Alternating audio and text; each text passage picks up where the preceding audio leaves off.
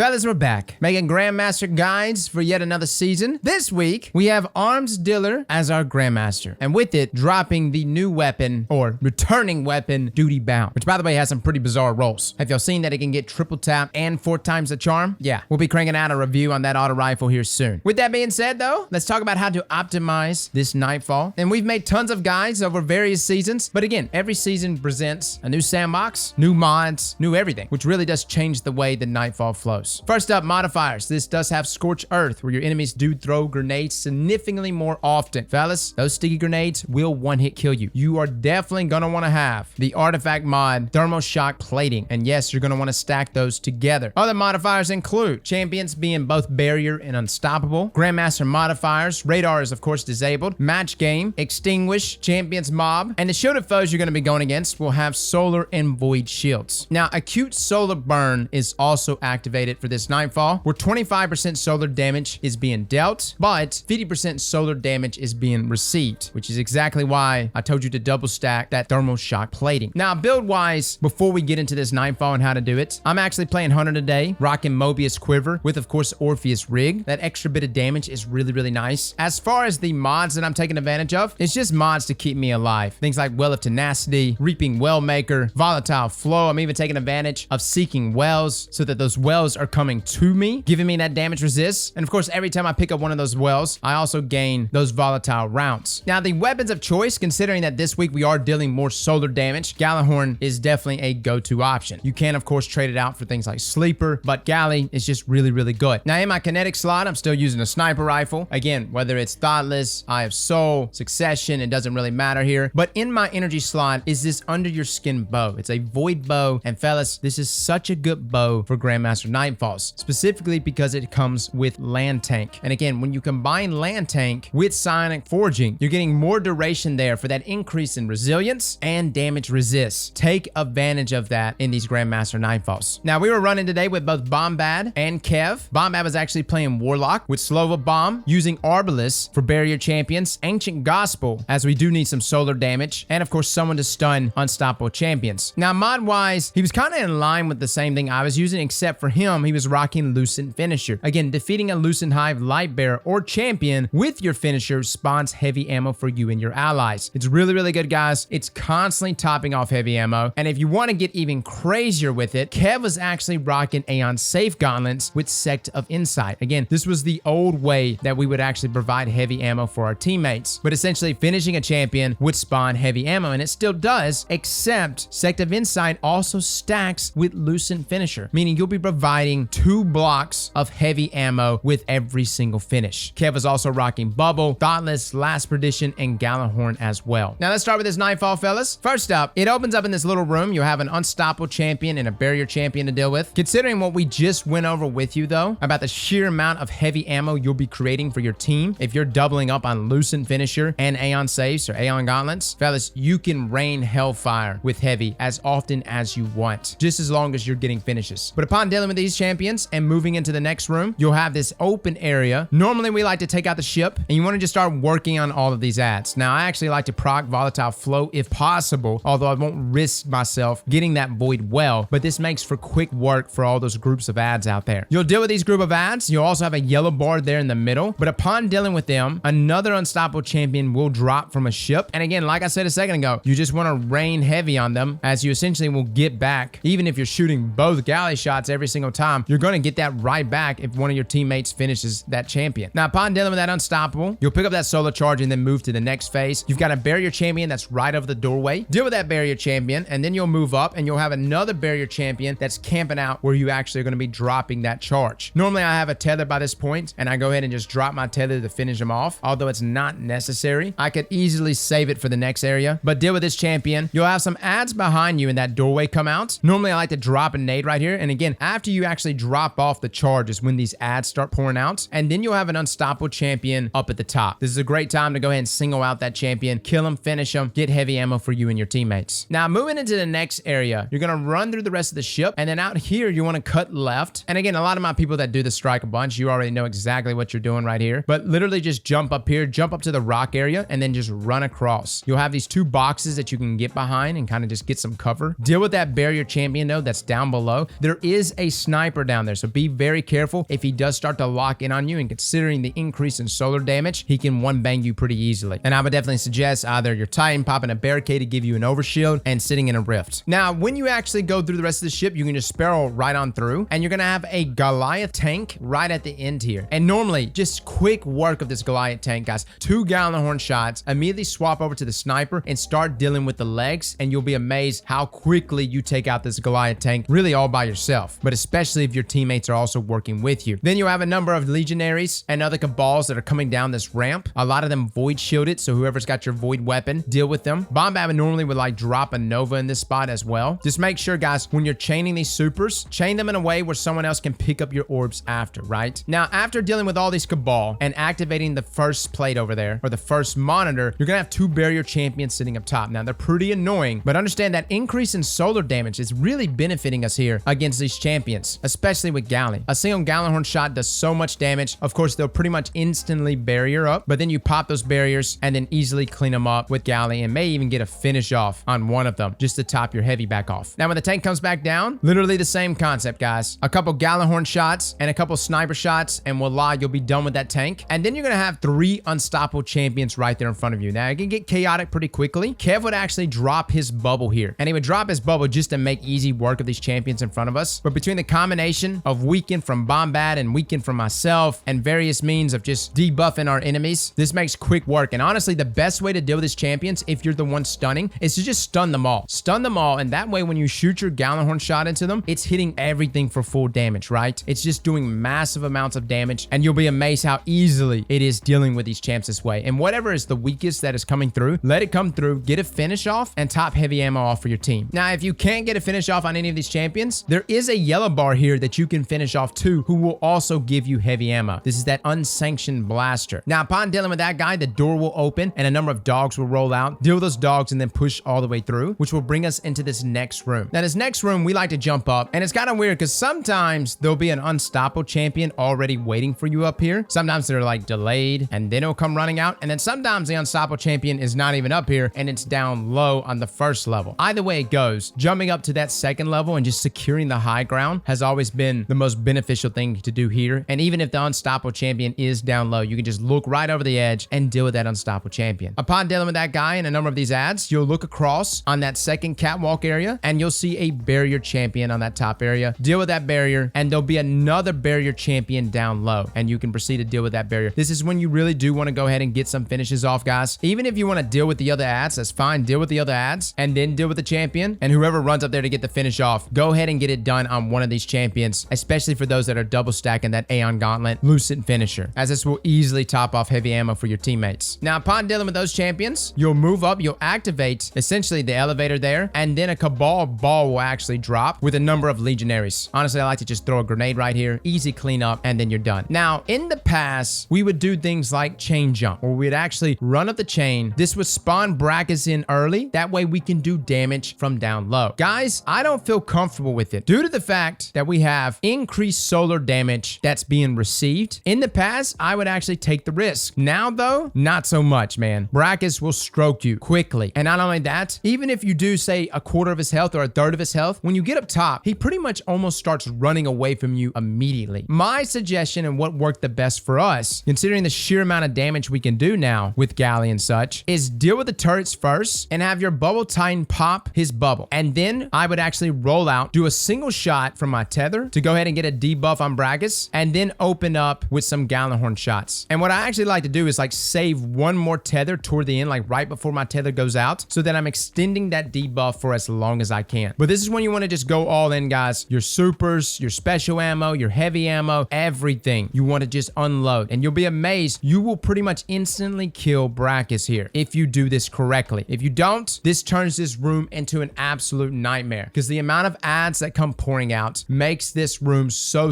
hard. So I highly suggest getting that damage down right here. Again, elevator all the way up to the top, deal with the turrets, pop your bubble, get your tether shots in, stagger them with your Gjallarhorn shots, and unload everything you got. Now in the past, I would say like things like Yeet Titan and such. Yeah, you could probably still do that. But again, with that increase in solar damage, I really wanted to lean on Gjallarhorn, and probably Sleeper would do pretty well. Gjallarhorn's just really easy, especially when Brackus starts getting crazy and starts running from you, man. He's kind of moving all over the place, right? So Galley apparently it's just like really easy work landing those shots. Again, fellas, this week, Duty Bound, which is a kinetic 600 round per minute auto rifle, is dropping. I know a lot of people are writing this weapon off, saying it's garbage, but I like to believe, especially this Adept version, that it's got some nasty in it. Well, fellas and ladies, thank you all for coming and watching, and as always, Slap that like button like your mama told you right.